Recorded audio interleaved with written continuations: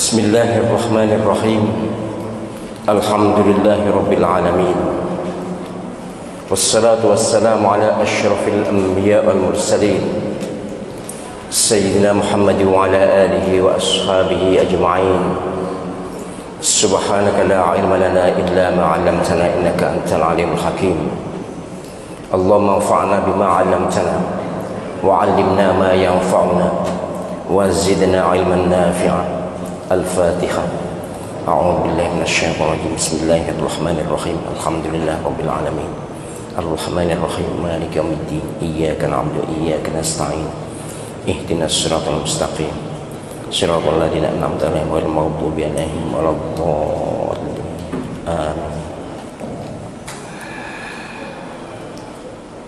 Hadirin hadirat jamaah Masjid Al-Qadar, jamaah Umrah Az-Zahra, para pemirsa semuanya rahimakumullah, moga-moga dirahmati Allah Subhanahu wa taala dengan rahmat kesehatan lahir batin dan rahmat keselamatan dunia akhirat. Amin ya rabbal alamin.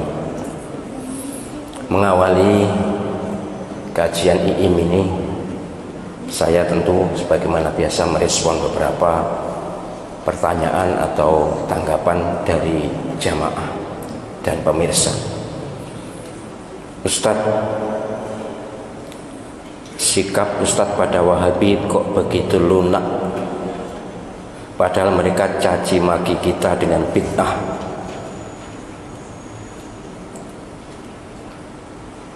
Masa kita tidak melek keadaan?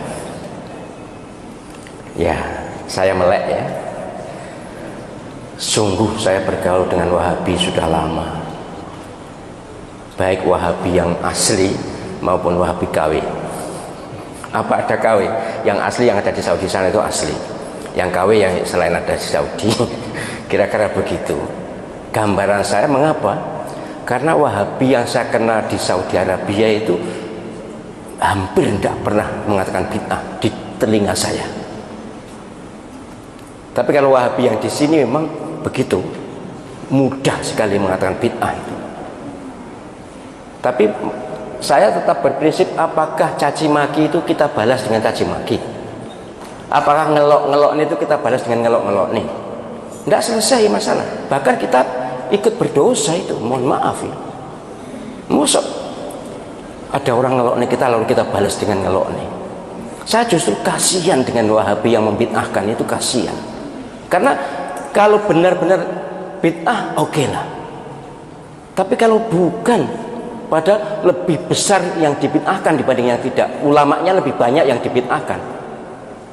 Loh, apa enggak kasihan? Kalau saya kasihan, khawatir sabda Nabi SAW kena. Siapa yang mengkafirkan saudaranya maka dia kafir duluan.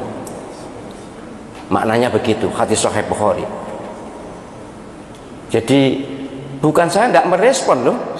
Bukan saya tidak punya perasaan. Bukan saya tidak melek terhadap sikap sebagian Wahabi. Kalau Wahabi yang di Saudi, jujur saya ingat, saya sekali atau dua kali mendengar kata bid'ah itu. Dari satu yang saya ingat betul, dari Imam Masjidil Haram. Saya akrab, saya dengar dia ditanya orang memang. Ditanya jamaah bagaimana hukumnya zikir bersama sesudah sholat berjamaah. Dia bilang bid'ah. Saya kaget. Ini kok dengarin ada kata bid'ah dari mereka.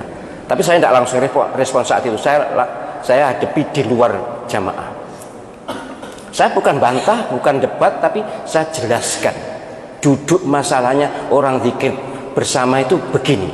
Ya seperti yang pernah saya jelaskan pada penjenengan, bahwa Nabi SAW berzikir dengan suara yang bisa didengar para sahabat yang di dekat soft beliau itu, yang di soft belakang beliau itu, atau yang jelas pokoknya sahabat dengar.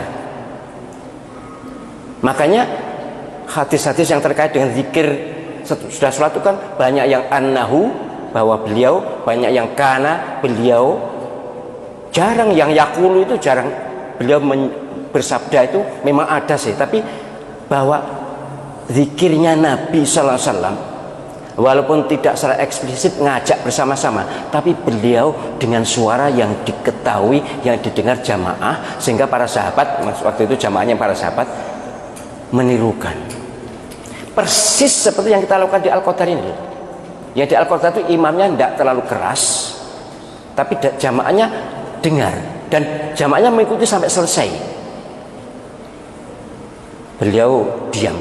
Ini tidak saya sebut namanya, tidak enak kalau nyebut nama. Tadi khutbah Jumat tadi di Masjidil Haram, beliau diam. Bukan kalah atau saya yang menang, bukan, tapi beliau kelihatannya ngedongnya apa? Oh mas, saya paham karo gak podo ngedong itu ngelenggono lah, itu pernah kan ngelenggono itu. Pokoknya seleh apa nih. Jadi kalau soal paham kan akal, kalau paham itu ini loh, kelihatannya sikapnya justru dingin, legowo, itu bahasa Indonesia ya, legowo, dan bisa memahami. Saya yakin beliau bisa memahami bahwa iya, yang zikir bersama secara tidak keras-keras, tapi ya bersama seperti apa yang saya katakan tadi, itu beliau bisa memahami. Tapi ya saya juga bisa memahami andai kata Imam Masjidil Haram tidak zikir bersama. Kalau zikir bersama betapa berat, betapa sekian banyak itu zikir bersama, ya tidak apa-apa sih sebenarnya. Tapi ini sejak itu saya tidak pernah mendengar kata bid'ah lagi dari beliau. Yang saya sering hadapi itu Wahabi KW. Iya, baik yang di Saudi, yang sedang di Saudi ketika saya ketemu waktu umroh atau haji, maupun terutama di sini. Tapi saya juga tidak terbuka. Kalau terbuka berarti kan, mohon maaf ya, berarti kan ngeleh nih. Apa ngeleh nih? Apa ngeleh nih? Iya, sama dengan buka. Ya pokoknya ngeleh nih ya. Mohon maaf pada yang tidak ngerti bahasa Jawa, belajarlah bahasa Jawa supaya lebih mudah memahami ceramah saya, karena ada istilah-istilah yang saya sendiri tidak tahu bahasa Indonesianya. Maka saya setuju Gubernur DKI itu Pak Anies Baswedan itu, bahwa sebaiknya orang Jawa itu banyak urun kosakata ke apa, Yayasan Bahasa Indonesia itu, Yayasan Bahasa Indonesia itu, supaya nanti bahasa Jawa itu bisa menjadi bahasa nasional. Karena bahasa nasional sekarang itu banyak dari Sumatera, banyak dari Melayu. Mohon maaf ya selingan ini. Jadi saya terus terang soal tahlil, soal pemenang, banyak yang mereka bid'ahkan, banyak. Tapi setelah saya terangkan, bahkan mohon maaf karena sebagian juga murid saya, tak tantang, ayo debat di depan umum. Mohon maaf ya, waktu saya masih jadi pengurus Al-Akbar waktu itu, terbuka, ayo debat terbuka biar disiarkan TV. Mohon maaf ya, sampai sekarang belum keturutan, karena saya yakin bukan soal menang kalah bagi saya, supaya ngedong yakin supaya ngedong. Saya paham kalau ngedong gak podong.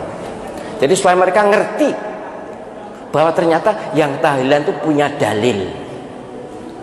Kalaupun tidak setuju ya tidak apa-apa. Al-ijtihad la yunqadu bil ijtihad. Hasil ijtihad itu tidak bisa dibatalkan oleh hasil ijtihad yang lain. Orang ini berijtihad bahwa tidak boleh tahlil, orang ini berijtihad boleh tahlil. Jumlahnya kalau di dunia ini kayaknya banyak yang membolehkan sih dibanding yang tidak membolehkan. Saya tidak bilang tahlilan atau tidak tahlilannya. Orang zikir itu loh, orang zikir ini ibadah yang tidak dibatasi tempatnya, tidak dibatasi waktunya, tidak dijelaskan caranya, pokoknya zikir. Berarti kan bebas untuk memilih. Lah kok dibid'ahkan?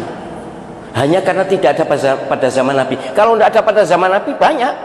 Quran ini dulu tidak ada pada zaman Nabi SAW. Tarawih 20 rakaat tidak ada pada zaman Nabi SAW, tapi zaman Umar.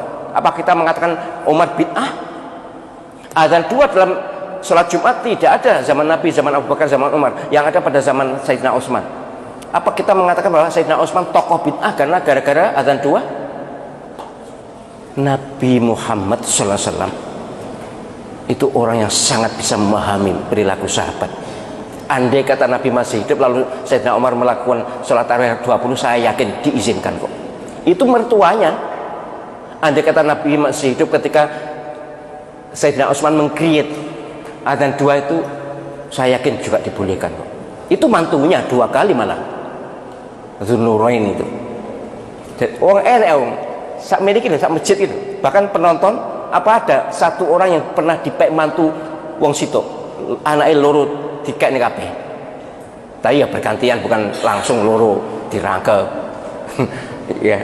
Jadi ini penting saya jelaskan kepada penjenengan, pada pemirsa, bahwa saya juga punya reaksi terhadap Wahabi, kekerasan Wahabi, terutama yang KW. Itu lebih Wahabi dibanding Wahabi asli. Saya akrab dengan Wahabi asli itu. Guru saya Wahabi, guru Quran ya, tapi ya, guru Quran saya Imam Masjid Madinah, Syekh Ibrahim Al-Khadar itu Wahabi pasti. Nggak mungkin orang bisa jadi Imam Masjidil Haram Masjid Nabawi tanpa Wahabi, nggak mungkin. Diseleksi sangat ketat kok. Jadi jangan mereaksi mereka membid'ahkan kita lalu kita akan mereka sesat. Jangan, itu podok ndugale itu. Jadi saya sangat tidak setuju kalau ada caci maki dibalas dengan caci maki. Bukan, saya tidak merasa, ya mohon maaf ya, sakitnya juga di sini. Dikatakan bid'ah itu sakit. Mengapa? Ya karena aku ngaji. Ngaji ini nek karo, mohon maaf, subhanallah, saya tidak apa itu, ndak sombong, la fakhr. Nek perkara akeh kitab kira-kira je akeh aku kok dibanding mereka itu. Kitabnya saya sejak umur 6 tahun setelah khatam Quran tuh wis ngaji kitab. Jekgung sekolah. Kita masuk sekolah SD umur 12 tahun kok. Jadi selama 6 tahun tuh ngaji kitab. Gung mlebu SD. Jadi ya wah kayak kitab yang saya ji itu akeh. Jadi rodok khatam kitabnya. Nek sing bid'ah kan iki ngajine gung tutuk iku. Sekolah gung mari. Dolane kurang atuh atau kaduan dolan. Jadi mohon maaf ya kepada yang mereaksi kurang nyaman terhadap sikap saya pada Wahabi, saya mohon maaf. Bukan saya tidak bersikap, saya justru bersikap dan sering. Kalau dengan yang KW itu sering debat. Kalau yang di Imam Masjidil Haram kan tidak enak saya debat, ya saya ngomong baik-baik dan mereka merespon dengan baik, sangat paham karena mereka ngerti, dijelaskan tuh ngerti.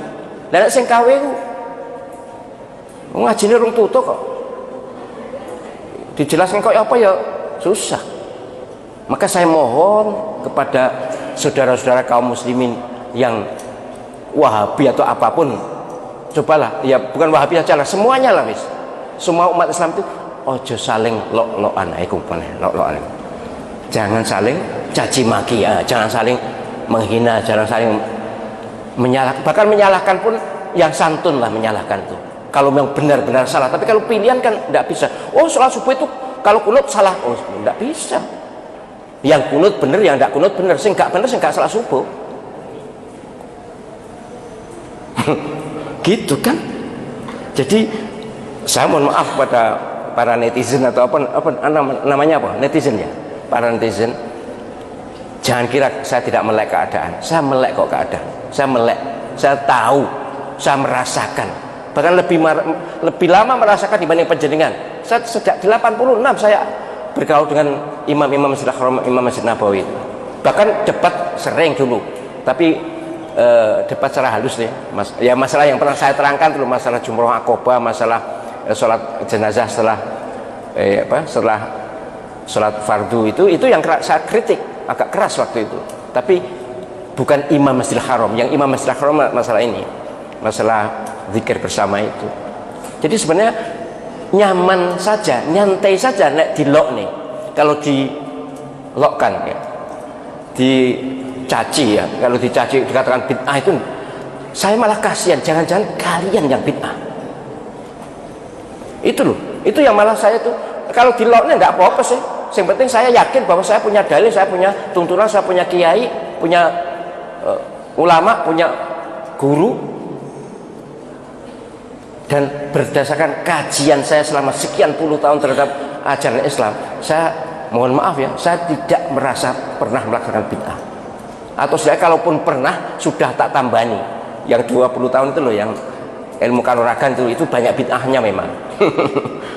Sebelum saya bersihkan dengan KSS ini, saya 20 tahun sebelumnya itu wis segala ilmu kanuragan meh gak ono sing tak lakoni, hampir-hampir poso jenis apa ae. Tapi ya sudah selesai itu. Dan waktu itu juga tidak ada yang negur sih. Jadi begitu nggih. Mohon dimaklumi bahwa saya juga tidak ridho kalau ada saudara kita, khususnya Wahabi atau Salafi atau apa yang biasa ngelok-ngelok itu, yang bisa membid'ah-bid'ahkan saudaranya. Saya juga tidak ridho. Jangan, ngaji dulu kalau mau. Tapi kalau sudah ngaji biasanya nggak ngelok nih. Profesor Hamka kan bilang, kan menyatakan bahwa orang itu kalau ilmunya sedikit itu gampang menyalahkan orang. Tapi kalau orang ilmunya banyak itu tidak pernah menyalahkan orang. Sudah ngerti kenapa itu begitu, kenapa ini begini, kenapa ini begini, mengerti. Gitu gitu. Terlalu bersemangat kok entek etete. Baik, jadi soal Wahabi muka-muka selesai. Yang Wahabi tolong jangan lagi mudah mengeluarkan kata bid'ah pada saudaranya sendiri. Yang dilokne atau yang dikatakan bid'ah, tidak usah merespon atau mereaksi dengan caci makian juga, jangan. Itu tidak baik, tidak bagus, dan menunjukkan jati diri kita. Cermin kita, hati ini ada di mulut. Wes ngono ae. Cermin hati ini ada di mulut. Nek mulutnya kasar berarti hati ini ya perlu dilus gitu. Wes ngono ae. Kedawan.